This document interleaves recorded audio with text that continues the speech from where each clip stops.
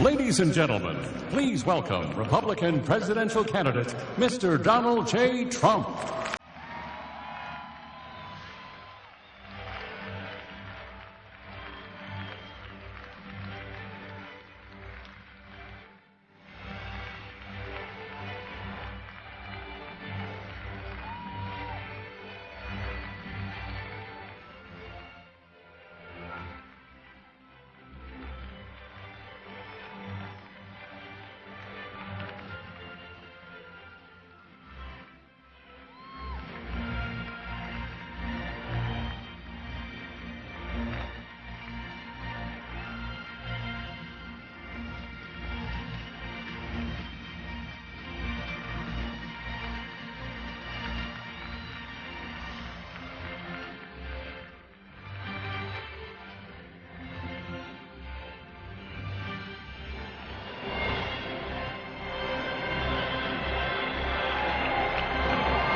Good evening.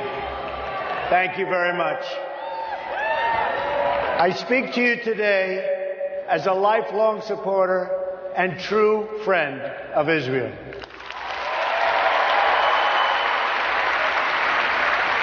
I'm a newcomer to politics, but not to backing the Jewish state.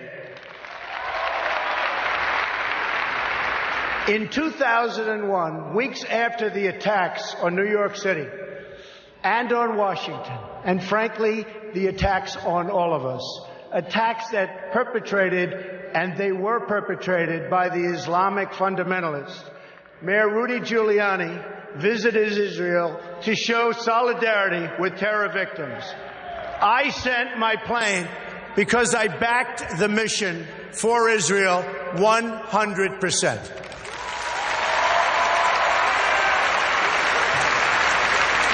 In spring of 2004, at the height of the violence in the Gaza Strip, I was the Grand Marshal of the 40th Salute to Israel Parade, the largest single gathering in support of the Jewish state.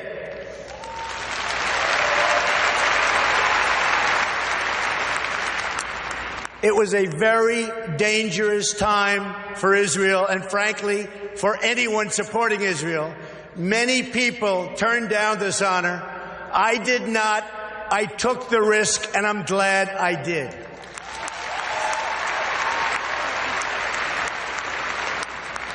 But I didn't come here tonight to pander to you about Israel.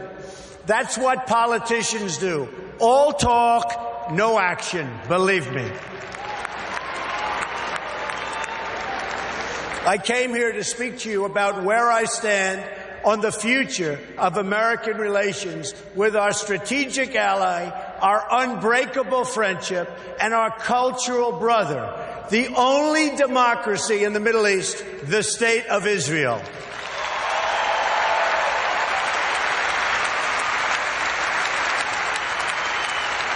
Thank you. My number one priority is to dismantle the disastrous deal with Iran.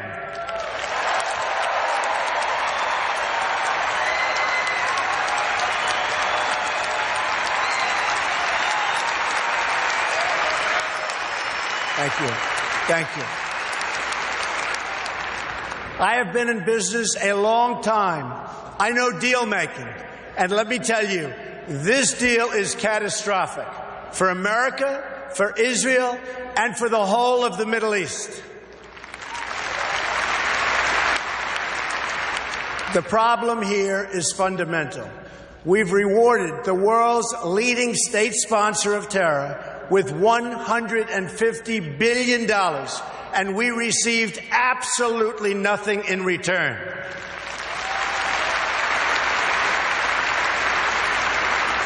I've studied this issue in great detail, I would say actually greater by far than anybody else. Believe me. Oh, believe me. And it's a bad deal. The biggest concern with the deal is not necessarily that Iran is going to violate it, because already, as you know, It has. The bigger problem is that they can keep the terms and still get the bomb by simply running out the clock. And of course, they'll keep the billions and billions of dollars that we so stupidly and foolishly gave them.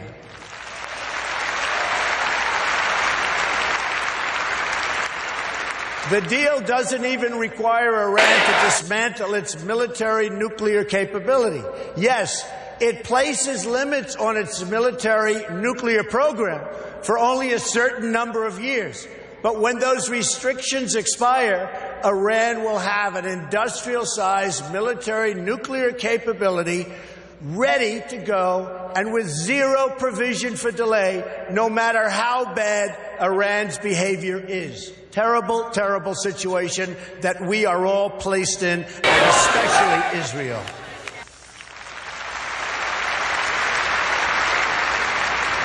When I'm president, I will adopt a strategy that focuses on three things when it comes to Iran. First, we will stand up to Iran's aggressive push to destabilize and dominate the region.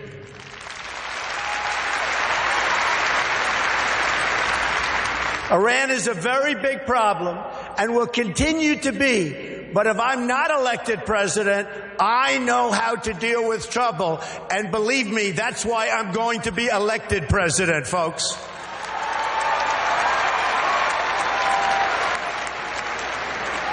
And we are leading in every poll. Remember that, please.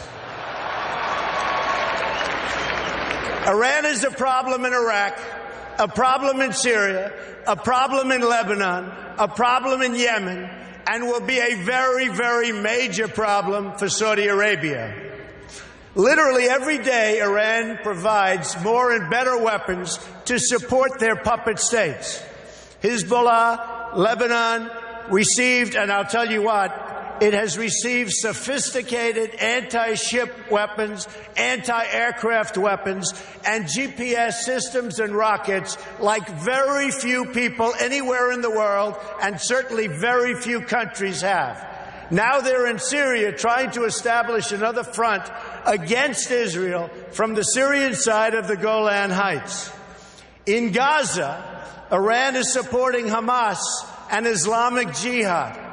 And in the West Bank, they're openly offering Palestinians $7,000 per terror attack and $30,000 for every Palestinian terrorist home that's been destroyed.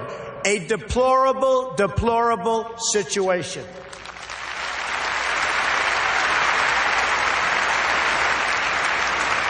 Iran is financing military forces throughout the Middle East, and it's absolutely incredible that we handed them over $150 billion to do even more toward the many horrible acts of terror.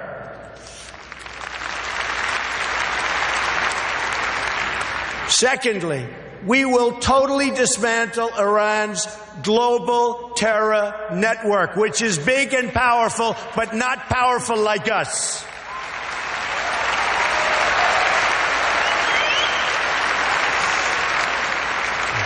Iran has seeded terror groups all over the world. During the last 5 years, Iran has perpetuated terror attacks in 25 different countries on 5 continents. They've got terror cells everywhere, including in the Western Hemisphere, very close to home. Iran is the biggest sponsor of terrorism around the world, and we will work to dismantle that reach. Believe me, believe me.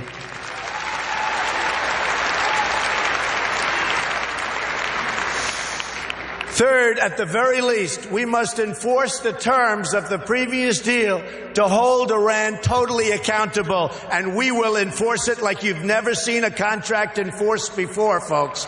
Believe me.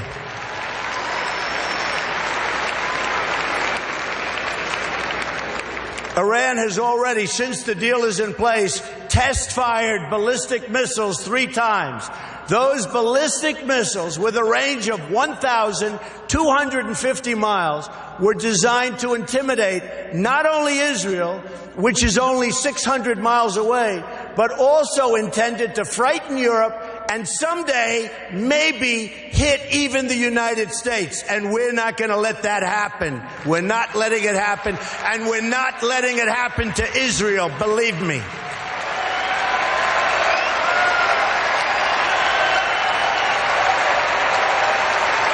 Thank you. Thank you. Do you want to hear something really shocking? As many of the great people in this room know, painted on those missiles in both Hebrew and Farsi were the words, "Israel must be wiped off the face of the earth." You can forget that.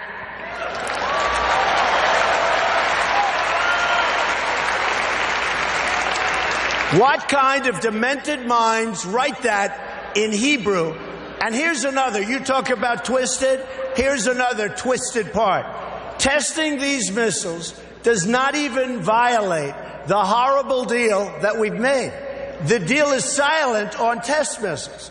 But those tests do violate the United Nations Security Council resolutions. The problem is no one has done anything about it. We will, I promise we will.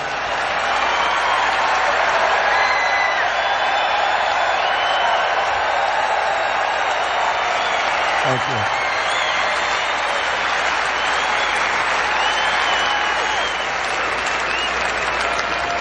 you. Which brings me to my next point. The utter weakness and incompetence of the United Nations.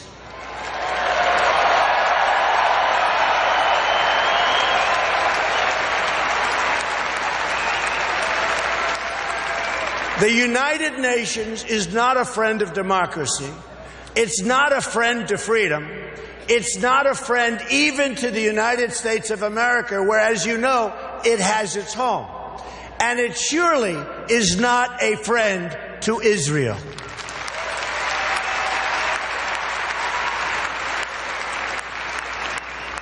With President Obama in his final year, yay.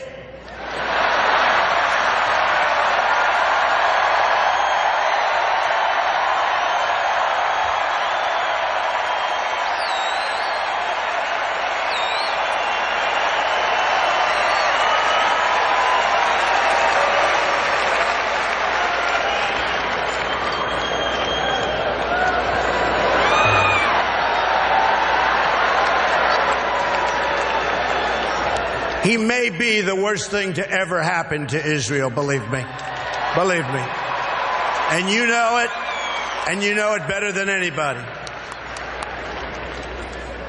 So with the president in his final year, discussions have been swirling about an attempt to bring a Security Council resolution on terms of an eventual agreement between Israel and Palestine. Let me be clear. An agreement imposed by the United Nations would be a total and complete disaster.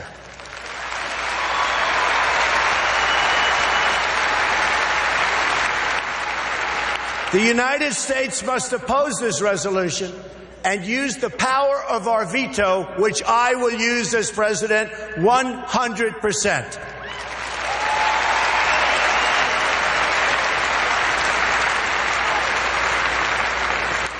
When people ask why, it's because that's not how you make a deal. Deals are made when parties come together. They come to a table and they negotiate. Each side must give up something. It's values. I mean, we have to do something where there's value in exchange for something that it requires. That's what a deal is. A deal is really something that when we impose it on Israel and Palestine, we bring together a group of people that come up with something that's not going to happen with the United Nations.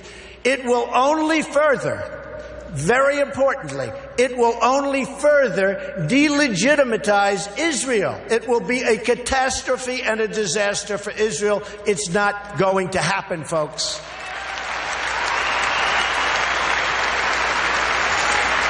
And further, it would reward Palestinian terrorism because every day they're stabbing Israelis and even Americans. Just last week, American Taylor Allen Force, a West Point grad, phenomenal young person who served in Iraq and Afghanistan, was murdered in the street by a knife-wielding Palestinian.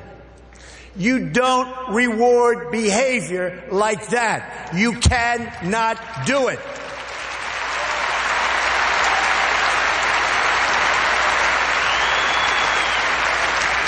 There's only one way you treat that kind of behavior. You have to confront it.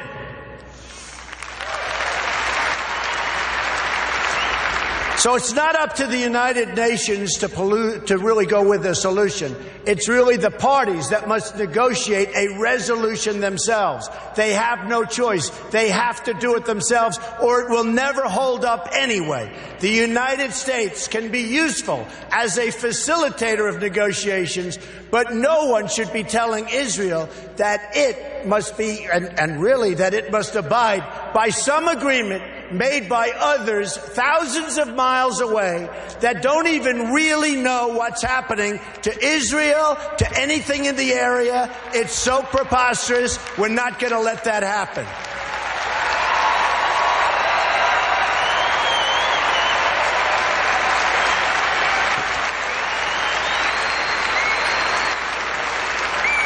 When I'm president, believe me, I will veto any attempt by the UN to impose its will on the Jewish state.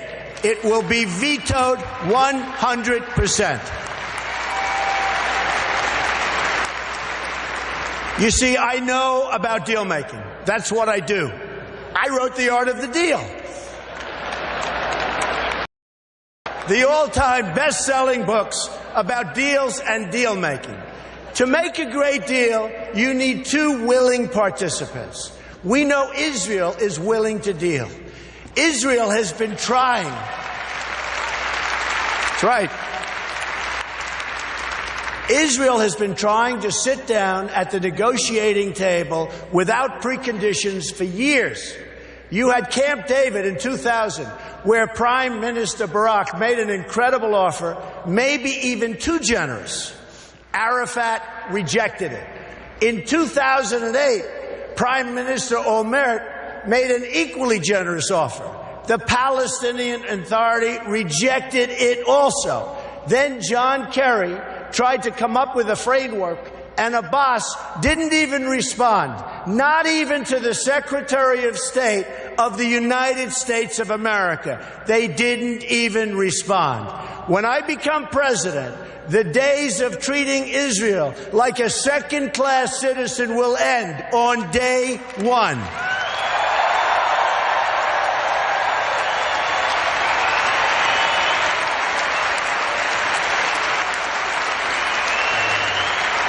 Thank you. And when I say something, I mean it. I mean it. I will meet with Prime Minister Netanyahu immediately. I have known him for many years and will be able to work closely together to help bring stability and peace to Israel and to the entire region. Meanwhile, every single day, you have when you live in a society where athletes and movie stars are the heroes, little kids want to be athletes and movie stars. In Palestinian society, the heroes are those who murder Jews. We can't let this continue. We can't let this happen any longer. You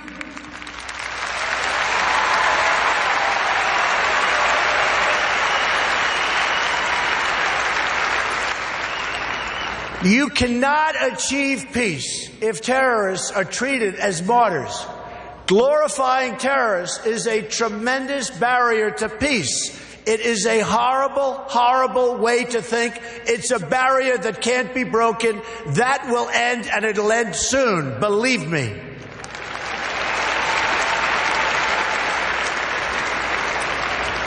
In Palestinian textbooks and mosques, you've got a culture of hatred that has been fermenting there for years, and if we want to achieve peace, they've got to go out and they've got to start this educational process. They have to end education of hatred. They have to end it, and now.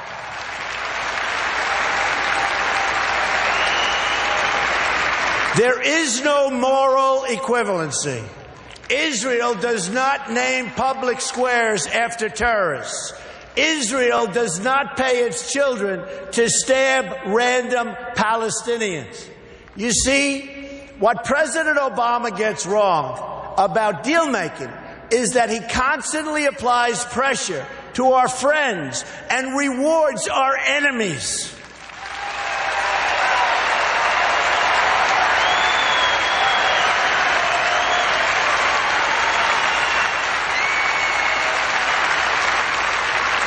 And you see that happening all the time. That pattern practiced by the president and his administration, including former Secretary of State Hillary Clinton, who is a total disaster, by the way.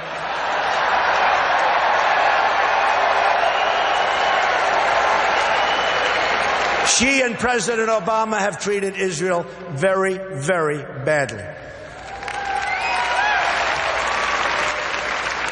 But it's repeated itself over and over again and has done nothing to embolden those who hate America. We saw that with releasing the $150 billion to Iran in the hope that they would magically join the world community. It didn't happen.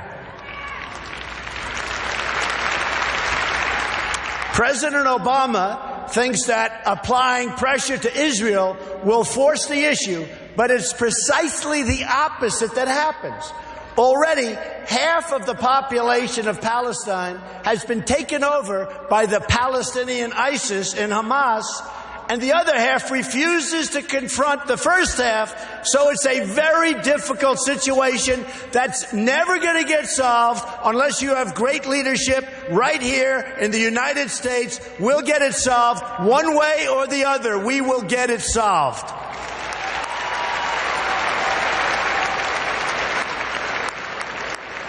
But when the United States stands with Israel, the chances of peace really rise, and rises exponentially.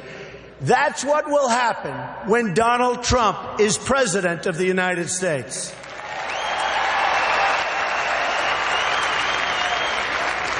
We will move the American embassy to the eternal capital of the Jewish people, Jerusalem.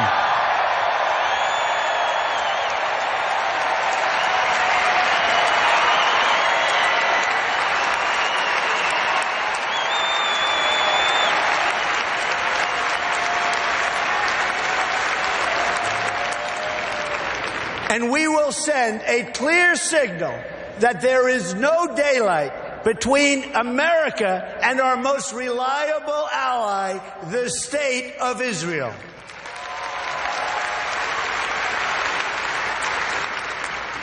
The Palestinians must come to the table knowing that the bond between the United States and Israel is absolutely, totally unbreakable.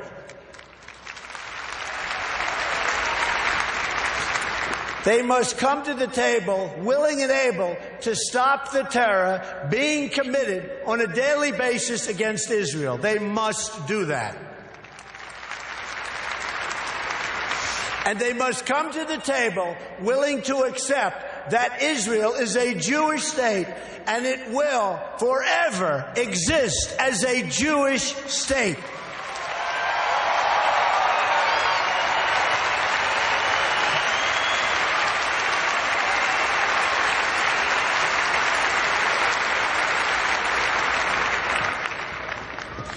I love the people in this room. I love Israel. I love Israel. I've been with Israel so long in terms of I've received some of my greatest honors from Israel. My father before me, incredible. My daughter Ivanka is about to have a beautiful Jewish baby.